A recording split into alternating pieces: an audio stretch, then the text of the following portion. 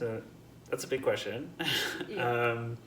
When we're thinking about new music, the thing that we do, which is go to concerts, have composed music. We're thinking about a set of relationships where there is a composer who writes something to be performed by performers to communicate something to an audience. And the version of that kind of concert tradition, which comes out of Western music, that is new music for us. But the problem in calling it just blanket new music is similar to the problem that we have at the Canadian Music Centre in what we call Canadian music, is that it puts us in the subtext of what we know that music to be, puts a sort of valuation on what gets considered music. When we say this is new music, is the music that's created in this way. The non-specificity of the term maybe hides the fact that it refers to something very specific. Right.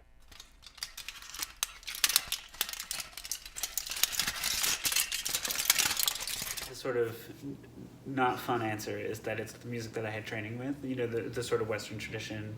I played classical percussion growing up. I played timpani, and I played in youth orchestras, and so that was the music that I was most familiar with, and that I had facility in expressing myself in. The more fun answer is that I that I grew up in a family of very strong personalities, and I'm quite soft spoken. And the minute I figured out that I could get a whole bunch of people in a room and it would be dark and nobody would be talking and they'd be forced to listen to what I had to say, I was hooked.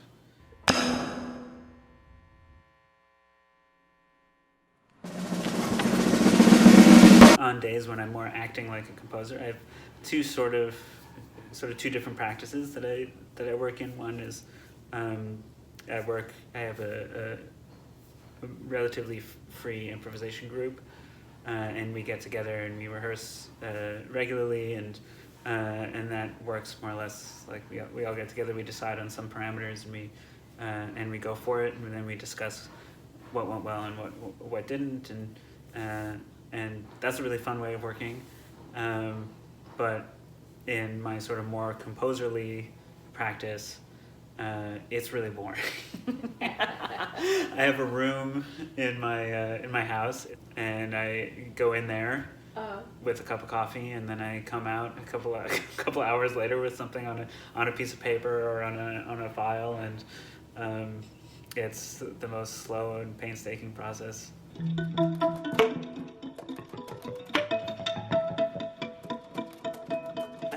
I think a lot of it is, yeah. Okay. Because you're just like, you get something in and then you like delete some and add a little bit more, think about it, come back to it, It's not like, I feel like you can have like in a movie scene, you can have like a really dramatic scene of someone like painting something and you're like, okay, that's interesting to watch.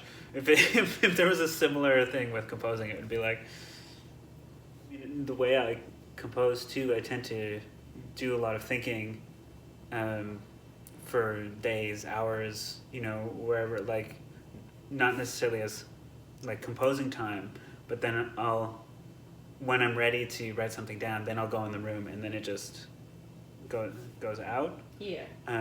With the corrections and the making it look nice for other people to read. Right. But the composition has sort of already happened at that point, and it's just getting it from here to there.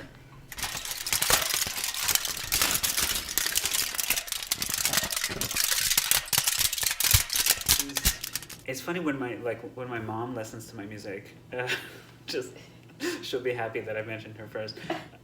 She my first artistic love was dance, and I did dance for 5 years through high school and all of that.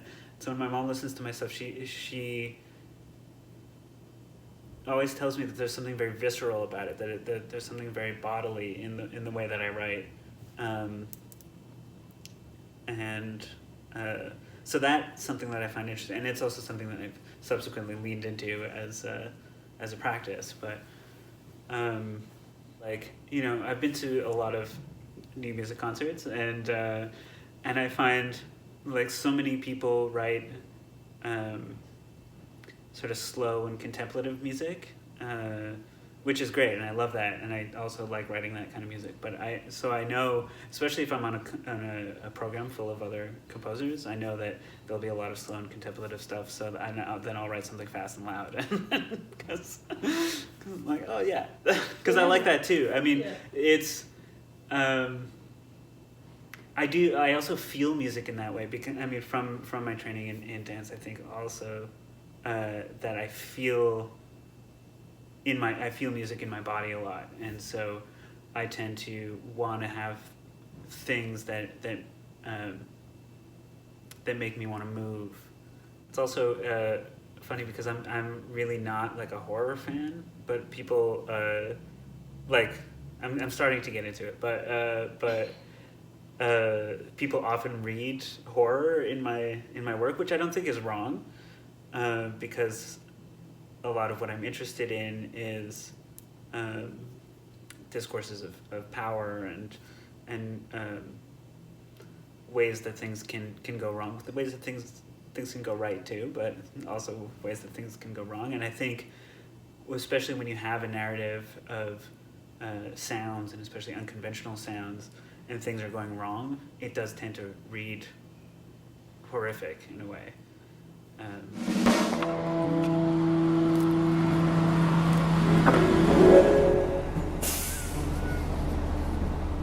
This is also a big question, because I think, you know, every time you get a group of people together and you're making music together, like that's a magical experience, and it's sort of unforgettable every time. The moment really for me when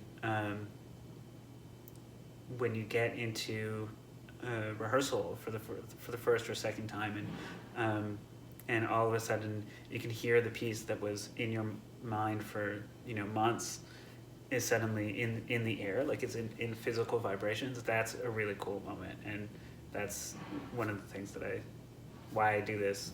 I mean, that goes into the definition of new music as well. Is it's really stuff that's meant to be performed live. I don't ever listen to contemporary music on recording, really. I mean, I was sort of forced to the past couple of years. Yes. But even like video helps. But I think there's something about it, like the environment, the music is definitely written for the environment that it's in. You're in a theater. It's a dark environment. You're there to listen, and there's often not a bar or some kind of area where people are socializing while the music is happening, and I think that puts people in a specific listening mode, and then subsequently when as composers we're imagining our music being performed in that context, it allows for certain kinds of sounds to be valorized.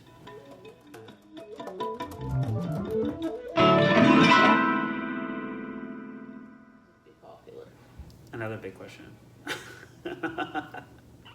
I think I can answer the can more than the should. I think the can is probably no, because of, you know, all these things I've been saying before, right?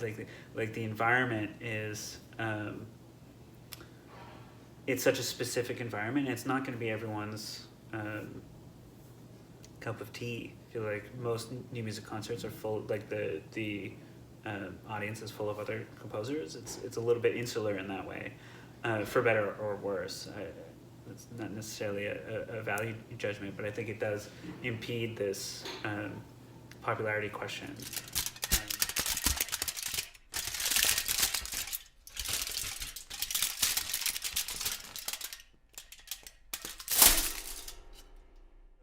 I think the change is slowly happening, but it's also something that needs to happen for both sides, right? Like organizations need to be more welcoming, which I see a lot of organizations are doing and are doing that work and trying to make it happen. But then and on the other side, people need to buy in, right? People need to say, yes, this is something that I want to do. Certainly in my work as the director of the Ontario region at the Canadian Music Centre, a lot of my thinking is how do we break down those sort of historical barriers? How do we break down that sense that that this practice is sort of closed and insular, and draw upon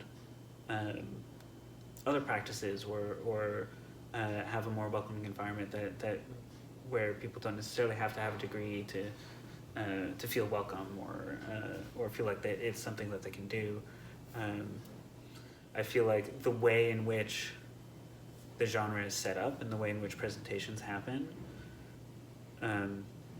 valorizes a certain amount of esotericism that can be intimidating.